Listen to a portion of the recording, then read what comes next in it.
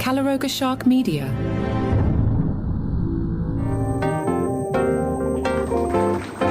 Hi there, I'm Johnny Mac with your daily comedy news. Dave Chappelle was speaking to PBS News and said, I was talking to a friend of mine the other day, and we were laughing about how no one would really know what to teach a kid now. What skill sets are going to matter 10 to 20 years from now as the world becomes automated and everything's just changing. I don't know if anyone needs to think anymore. The machines are doing all the work for us. It's AI. It's quantum computing. Just seems like thinking is for poor people. He quickly added, it's a joke, by the way. But he did get a little more serious and said, no one reads books anymore. It's just so different from when I grew up. Amen. Michelle Wolf told her origin story. I got a job at Bear Stearns in the summer of 2007, a couple weeks after 2 of their hedge funds failed.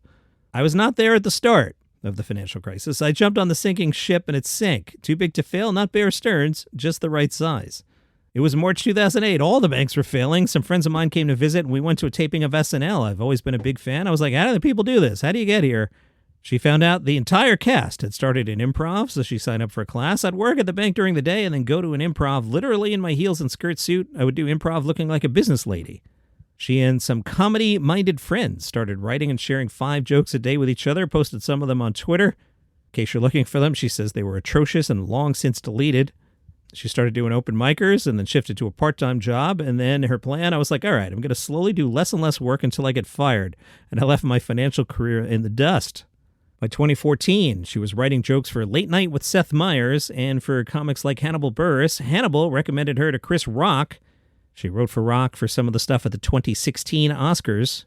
Her first comedy special, Nice Lady, was for HBO in 2017, the White House Correspondents' Dinner in 2018. Is there anything she considers off the table? Quoting Michelle Wolf, she said, I think there are jokes where the level of difficulty is a lot higher. Like if a white person's going to say the N-word on stage, you better have a joke that's so good that everyone's like, all right. The level of difficulty for that is extraordinary. A lot of people are like, I'm going to try it. And it's like, why? Why do you want to try it so bad? People think they're being edgy when they're just being stupid. Star Trek writer Patton Oswalt said, you really have to fight for the space to observe and withdraw and watch both other people's behavior and pay attention to your own. Because as entertainers, especially now, have less and less non-performing time. It feels like in order to be in entertainment or the arts, you got to be shooting content for your Insta, shooting stuff for your TikTok. You're performing authenticity. So now authenticity is becoming something that drains you. It's going to be really interesting to see how that affects not just comedy, but anything where you have to observe life and then reflect it back in a unique way when so much of your energy is now being taken towards promoting yourself so that people look at the stuff when you're saying that you're observing reality. He works with a notebook. I'm very old school. I have a notebook. I use the classic composition notebook with the speckled black and white cover. My notebooks are a combination of me writing the beginnings of jokes as best I can. I can't sit and write jokes, he says. Something I'm going to try to do for the next album. What I do is I have an idea, and I just kind of work it out on stage over successive nights, and then it becomes a joke. My notebooks are all jotted down ideas and clippings of things, like a picture from a magazine or a name I've heard. I think artists call them a morgue, where you collect pictures and images of things that might inspire you or something later, so you just collect it all together. It's a weird combination. David Cross says, I do not sit down and write jokes. I'm just not good at that. I do all my writing on stage. Cross says, I've done plenty of stuff that is, for lack of a better word, button pushing. He was asked if that's fun for him. Oh, yeah, I wouldn't do it if it wasn't. If it makes the set that night memorable and interesting and potentially dangerous, I mean, it's live. That's part of the fun of doing a live show. During one show, he let the audience know that his routine was a work in progress and said, by some miracle, this will turn into a good set, a really good set. Once the set is together, he'll take it outside of a basement of cool people in Brooklyn and bring it to maybe a less discerning audience in Kansas or whatever. There's a difference between Kansas and Brooklyn, which I think we can all agree on. On this particular night, Brooklyn liked an extended bit about Charlie Kirk. He got groans for a Holocaust joke involving the Nazis co-opting Santa Claus. We are told another joke, quote, boy, was I mistaken about what a rape kit is, unquote, got a healthy delayed laugh, but one about bestiality elicited only a middling response. Pete Holmes had a conversation with Vulture about his 7-year-old daughter. He said, it's like talking to someone who owns a horse. If you're going to talk about your horse for 5 hours, make sure the other person that you're talking to also owns a horse. Meaning, people without kids typically don't want to hear about kids. Pete Holmes says, why would someone need to swashbuckle and keep pirate hours? I'm more in the camp of, if I could do this job at noon, I'd love that. I briefly did a talk show after Conan O'Brien on CBS, and I loved it because the shows were always at 2 o'clock in the afternoon. That was proof positive that some people visiting Burbank will still laugh at stand-up comedy, even if it's being delivered at 2 in the afternoon.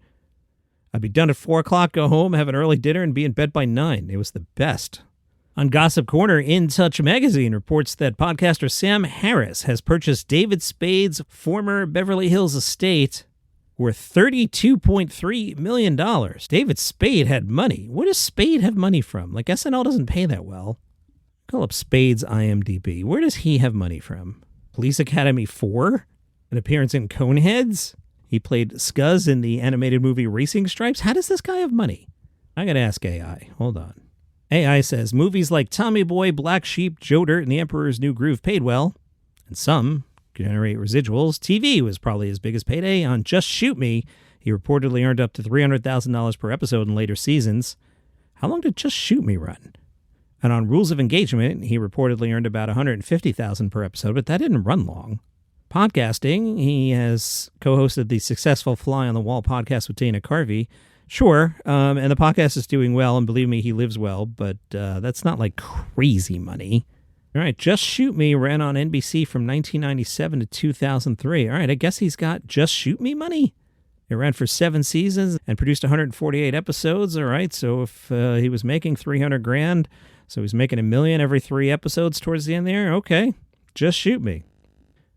If you need something to watch today on YouTube, it's Tamsin Kelly's Hot Titty Bungalow comedy special. You can ask her about the title. Also out today, Brendan Ayers' debut comedy special, Alive and Well. You'll find that on the 800-pound gorilla streaming service, Gorilla Comedy Plus. Told you about that one on Friday.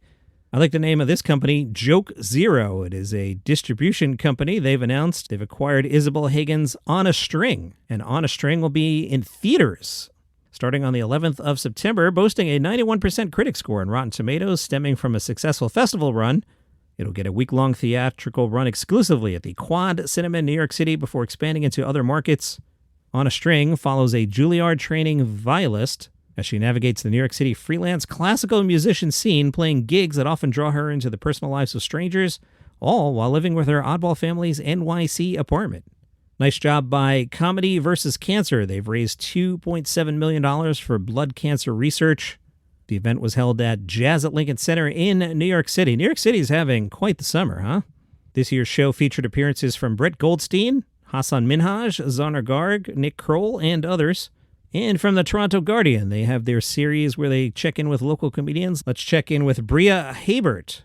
Bria describes her comedy as confessional, things you'd only tell a priest or your doctor. But instead, I'm saying them in front of a group of strangers in a dimly lit basement and getting paid in drink tickets and chicken wings if I'm lucky.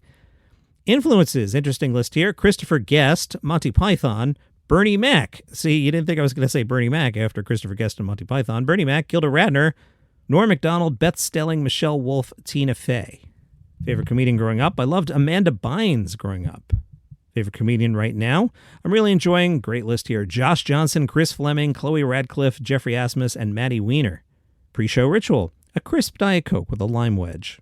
Scroll my notes app and question why I didn't just go to law school. She's promoting her debut album, Big Naturals. You'll find that on Comedy Records. And she also hosts a late-night stand-up show at Comedy Bar called Ghost Orgy. You'll find her at Uncle Bria on Instagram and TikTok. And that is your comedy news coming off a holiday weekend. You know how the show works. I'm not trying to kid you. Now, hopefully this week we'll have some controversies. I'm keeping an eye on this whole Office thing with Gervais and the others. I told you about that last Thursday. So hopefully they mix it up and we'll have something to talk about. We will see. So what you want to do, so you don't miss an episode, you want to go to Spotify and turn notifications on, and then it'll send you a notification probably every morning at 3:05 a.m. Eastern, which is when you want the notification if you're being honest with yourself. And it'll be like, hey, new episode. Actually, it won't 3:05. It takes like 7 minutes or so to get through the pipes. I publish it at 3:05, but it'll probably show up on your phone. Spotify is actually pretty quick. Apple's a little slower. Pocket Cast is a little slower than that. But, you know, by 3:30 in the morning, you'll have the show, Eastern time. Oh, which reminds me. I'm supposed to be reminding you, if you would like the program without commercial interruption, what you do is you go to Apple Podcasts. There's a banner there. It says uninterrupted listening. You click on that. And then for $5 a month, you get the show with no ads. There's a 30-day free trial if you want to try it out. Now, I won't bore you with the details, but the commercial-free version doesn't show up on your phone till about 7:30 in the morning. But again, were you really listening at 4 in the morning? Probably not.